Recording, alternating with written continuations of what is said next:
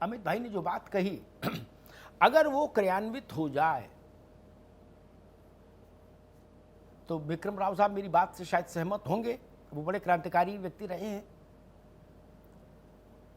15 अगस्त 1947 के बाद की ये सबसे बड़ी घटना होगी भारत के भविष्य इतिहास में। अगर उत्तरदायित्व विधिक रूप से निर्धारित हो जाए, अभी उत्तरदायित्व का कोई मतलब नहीं। अपनी पार्टी के सरकार जब रही है, चाहे पूर्व में रही हो चाहे वर्तमान में हो, हर पार्टी का मुखिया खुद ही कापी पर्चा देता, खुद ही नंबर दे देता। बिल्कुल, उस अकाउंटेबिलिटी को मतलब है। या दूल्हे की बड़ाई दूल्हे की मौसी कर रही, बताइए मौसी से क्या काम? मौसी तो कहेंगी लड़का अच्छा है, अरे बिटिया की मौसी कहें दमाद अच्छा है, तब ना बात होगी। हर आदमी अपने मुंह मियां मिट्ठू बना हुआ करे, जी हमने क्रांति स्वर्ग बना दिया, और जनता कह रही कि स्वर्ग तो दिख ही नहीं रहा। अब मुझे लगता है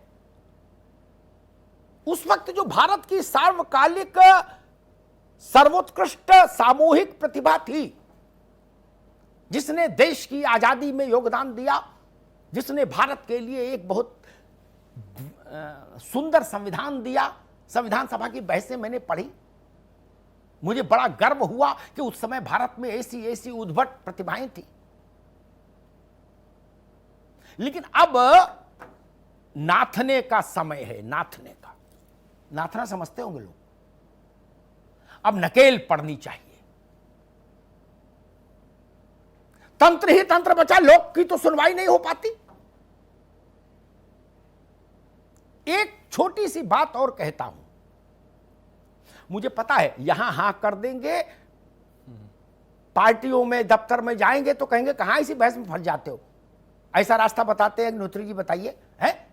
फिर हम लोग राजनीति क्यों करेंगे? फिर दुकान नहीं खोल लेंगे अगर इतने फंसना है। अरे फ्री का लड्डू मिले तो खाएंगे, नहीं तो क्यों जाएंगे उधर? एक और सुझाव देता हूं, मैंने इसकी वकालत बहुत समय की, लेकिन मेरी एक सीमा है, उसके आगे तो चीज नहीं जा सकती।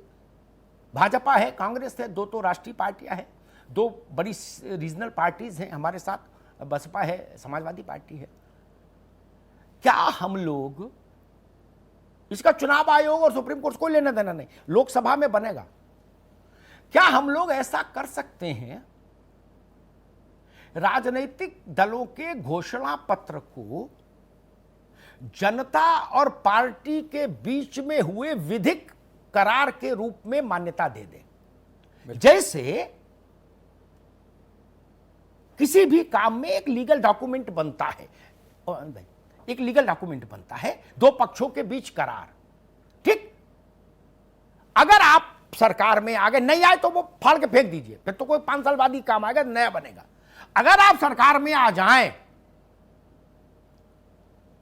तो गजरौला का ननकू और तिंदवारी का रज्जाक आपके खिलाफ मुकदमा कर सके पार्टी अध्यक्ष के खिलाफ कि भैया आपने इसमें लिखा था 1 लाख का कर्जा माफ, बैंक गया, बैंक वालों ने भगा दिया और 2 डंडे और मारे, तो मुकदमा तो कर सके हम आपके खिलाफ।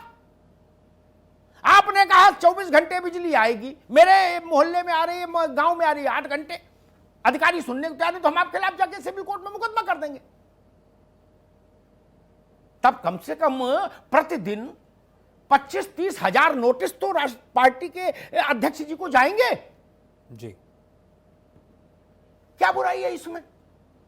आप सब लोग सच्चे हो, मैं आप पे आक्षेप नहीं करता, आक्षेप करके लड़ाई क्यों लूं? बहुत ही अच्छे वचन आप लोग घोषणा पत्र में लाते हो, भारत को स्वर्ग बना भी रहे हैं, बनाना भी चाहते हैं, मैं सब बात पे हामी भर रहा हूं। तो जब सब इतना अच्छी अंतरात्मा है तो इसको लीगल डॉक्यूमेंट की हैसियत दे दो ना, क्या दिक्कत है? हम उत्तर प्रदेश में स्वर्ग उतार देंगे, ऐसी बात मत लिखिए, वो बातें लिखिए जो कानून में नापी जा सके। आपने अगर घोषणा पत्र में कहा कि 5000 किलोमीटर सड़क बनाएंगे जी 1 साल, हम एक आरटीआई लगाएंगे, पता कर लेंगे कि 2500 किलोमीटर बनी, हम आपके खिलाफ मुकदमा करेंगे कि आपने बरगलाया, झूठ की बात कही और जो ब्रीच ऑफ ट्रस्ट किया। तो कम से कम जेल में तो रौनक रहेगी, बड़े बड़े लोग आएंगे नहीं। और जितने लोग घोषणा पत्र में दस्तखत करें वो सब जेल जाए। बिल्कुल। और एक क्लॉज उसमें यह भी रखो, नहीं तो मायावती जी बच जाएंगी, वो घोषणा पत्र के चक्कर में नहीं पड़ती। या घोषणा पत्र अनिवार्य कर दो, लीगल डॉक्यूमेंटेशन, नहीं तो कैसे बसपा की सरकार बना ली कभी तो मुकदमे नहीं हो पाएगा। अगर सब लोग राजी हो जाएं, जनता को कितना आराम मिल जाएगा। आपने कहा हम फलाने क्लास के बच्चों की फीस माफ करेंगे, माफ कर दी तो कोई दिक्कत नहीं, नहीं की तो बच्चा आपके खिलाफ मुकदमा करेगा। जैसे बायर और परचेजर के बीच में एक एग्रीमेंट होता है, व्यापार में विनिमय करने वालों के दो पार्टियों के बीच में एक होता है।